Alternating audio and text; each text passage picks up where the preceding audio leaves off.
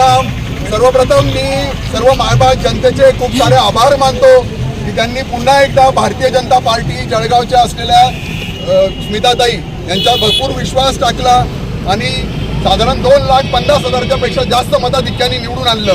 त्याचप्रमाणे भारतीय जनता पार्टीचे सर्व पदाधिकारी कार्यकर्ते यांनाही मी खूप सारं यांचं अभिनंदन देतो की त्यांनी केलेल्या मेहनतीचं हे फळ झालेलं आहे।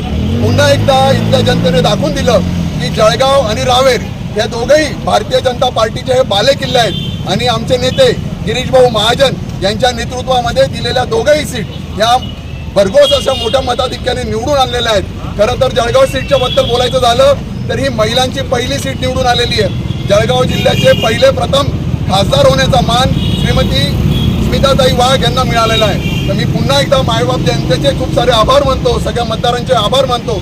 त्यांनी दिलेला विश्वास आम्ही सर्व भारतीय जनता पार्टी हे पुन्हा एकदा कार्यकर्ते आणि स्मिताताई गिरीश भाऊंच्या नेतृत्वामध्ये त्यांचे सगळे कामं करून पुन्हा एकदा सार्थ ठरवतील या निमित्ताने सांगतो।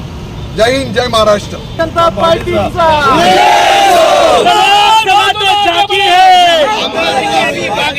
लोकसभा तो भी झांकी है,